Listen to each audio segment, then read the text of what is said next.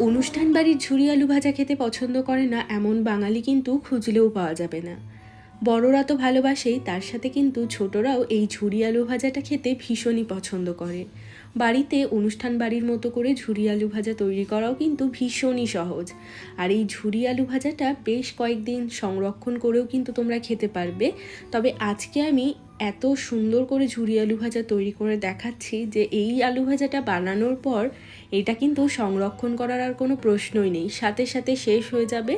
এত ঝুরঝুরে মচমচে আর এত সুস্বাদু খেতে হবে। একটু গরম ভাত, তার সাথে অল্প করে মুগের ডাল আর একটু লেবু, ব্যাস। আর তার সাথে থাকবে দুর্দান্ত স্বাদের এই ঝুরি আলু ভাজা। তাহলে চলো আর কথা না বাড়িয়ে মুচমুচে দারুণ টেস্টি এই ঝুরি আলু ভাজার রেসিপিটা ঝটপট করে দেখে নেওয়া যাক। নমস্কার, আমি সুস্মিতা। আমার রান্নাঘরে সবাইকে স্বাগত জানিয়ে শুরু করছি আজকের রেসিপি। ঝুরি আলু ভাজা তৈরি করার জন্য এখানে আমি নিয়ে নিয়েছি 3টে আলু। যে কোনো সাইজের আলু দিয়েই তোমরা কিন্তু এই ঝুরি আলু ভাজা তৈরি করতে পারবে, তবে একটু বড় সাইজের আলু নিলে কম আলু দিয়ে কিন্তু অনেকগুলো তৈরি হবে। 3টে আলু নিয়েছি। আলুগুলোকে কিন্তু প্রথমে ধুতেও হবে না, আলুগুলোর খোসাগুলোকে ভালো করে ছাড়িয়ে নিতে হবে।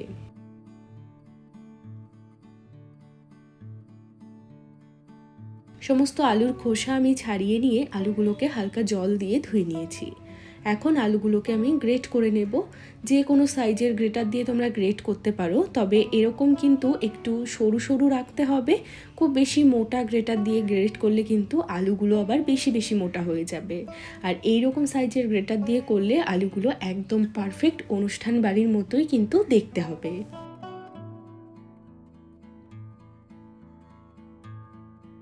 আলুগুলোকে আমি গ্রেট করে নিয়েছি। আর গ্রেট করে নেওয়ার পর এখন একটা গামলার মধ্যে বেশ খানিকটা জল দিয়ে দিয়েছি। এই জলের মধ্যে আমি গ্রেট করা আলুগুলোকে দিয়ে দেব। আর তারপরে খুব ভালো করে আলুগুলোকে ধুয়ে নিতে হবে। মোটামুটি 3 থেকে 4 বার জল পাল্টে পাল্টে খুব ভালো করে আলুগুলোকে ধুয়ে নেব। তো এখানে আমি আলুগুলোকে 3 থেকে 4 বার জল পাল্টে পাল্টে খুব ভালো করে ধুয়ে নিয়েছি। আলুর গায়ে যেন কোনো রকম স্টার্চ না থাকে, আর আলুটাকে একদম পরিষ্কার করে ধুয়ে নিতে হবে। দেখো জলটা একদম পরিষ্কার, এইভাবে কিন্তু আলুগুলোকে ধুয়ে নিতে হবে। তাহলেই কিন্তু আলুগুলো একদম ঝুরঝুরে করে ভাজা যাবে। আলুগুলোকে এবার আমি জল থেকে ভালো করে চিপে চিপে একটা প্লেটের মধ্যে তুলে নেব। ডাইরেক্ট এভাবে জলের মধ্যে থেকে আলুগুলো তেলের মধ্যে ছাড়লে খুব বেশি কিন্তু তেল ছিটকাবে। এইভাবে জলটাকে খুব ভালো করে চিপে নিয়ে তারপর একটা প্লেটে নিয়ে নেব।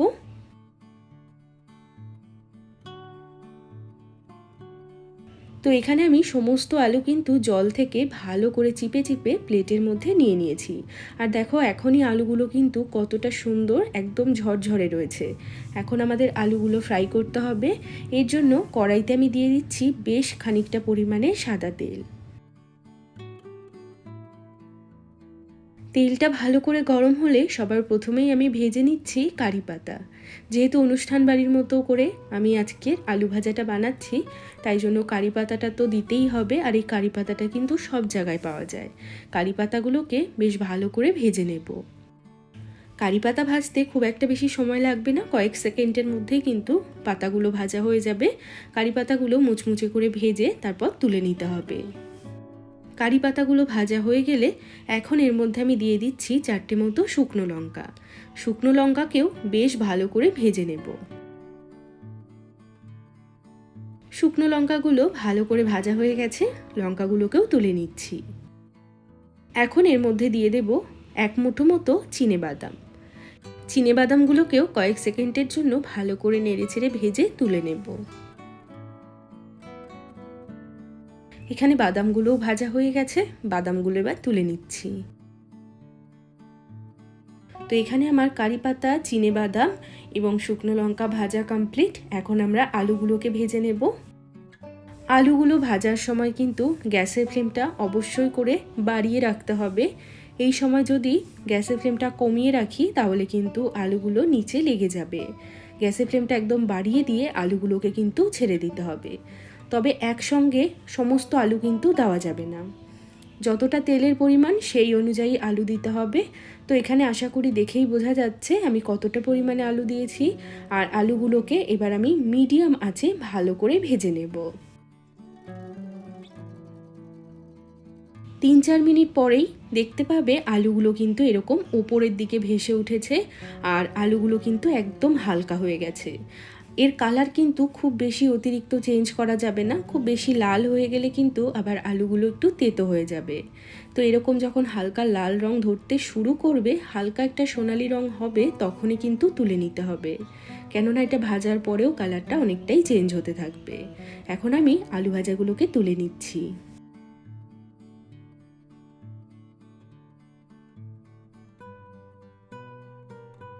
আরও এক ব্যাচ আলু ভেজে নেব।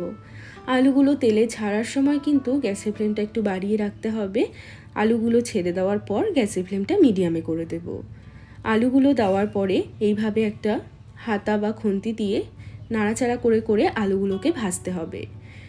3-4 মিনিট পরেই দেখবে আলুগুলো কিন্তু একদম হালকা হয়ে ওপরে ভেসে উঠবে, তখনই একটু উল্টে পাল্টে নিয়ে আলুগুলোকে কিন্তু তুলে নিতে হবে।